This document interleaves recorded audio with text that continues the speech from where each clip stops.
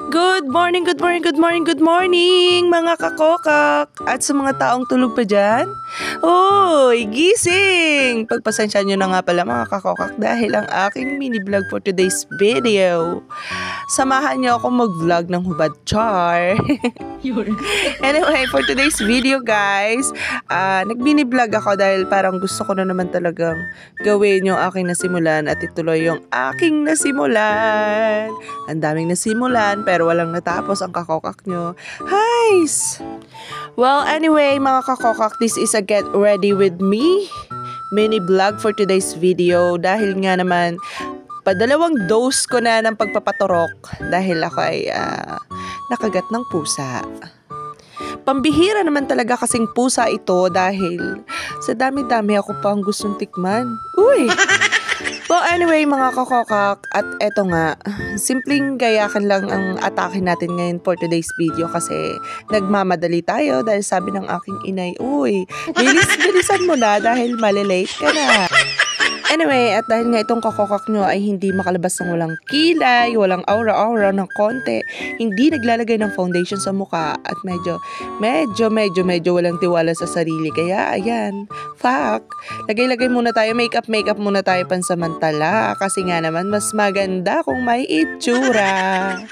Well, hindi ko naman sinasabing wala akong itsura. Mataba lang talaga ako ngayon, tsaka wala akong masyadong pera. Pero hindi naman talaga ako ganun kapangit. Pero kapag siguro nagkapera na ako, hindi na ako ganun kapangit. Basta yun na yun. Basta hindi naman talaga ako ganun kapangit. Basta ang alam ko, mataba lang ako tsaka walang masyadong pera. Pero pag nagkapera na ako at pumayat na ako, hindi na talaga ako ganun kapangit. Pero anyway, mga kakokak, ito nga. Sama sa get ready with me ko yung, ayan, hubad ako. Char! Hindi naman siguro masamang maganyan. As long as hindi ko naman binibenta yung body ko.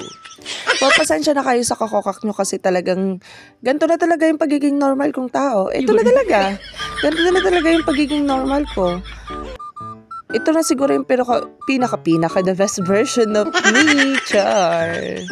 Pagpasensyahan nyo na talaga dahil ang babaeng ito ay walang kahihiyan. Makapalang muka at hindi marunong mahiya. At ayan nga mga kakokak, as you can see, almost done na ako kasi super lipstick na ang mga person dyan. Ayan naman, at pag nag-apply nga pala ako ng makeup, hindi ko na masyadong ginagamitan ng sponge or something. Ayun. Kasi nga naman, nahihirapan ako. So, mawa-welcome ko palalo sa mukha ko kapag kamay yung ginamit ko. And super setting spray na sa face. And ayan, kita nyo, pinabanguhan ko pa ang akin. Kasi bala ko for today's video ay mag-dress. Dahil may binabalak ako masama, charas. Ayan, nag-lotion muna ang kakokak nyo para naman medyo clear skin. Char! Pasensya na kayo sa aura. Ayan. O diba, naka-dress up ang lola mo. And for today's video guys, naisipan ko nga namang gamitin ang aking shararat hair. Shararat hair. Hindi, ito kasing buhok na to, nabili ko lang naman sa TikTok guys. Nakita ko kasi tong trend and feeling ko magiging mukhang Latina ang person kapag ito ay nagamit ko. So, ayan.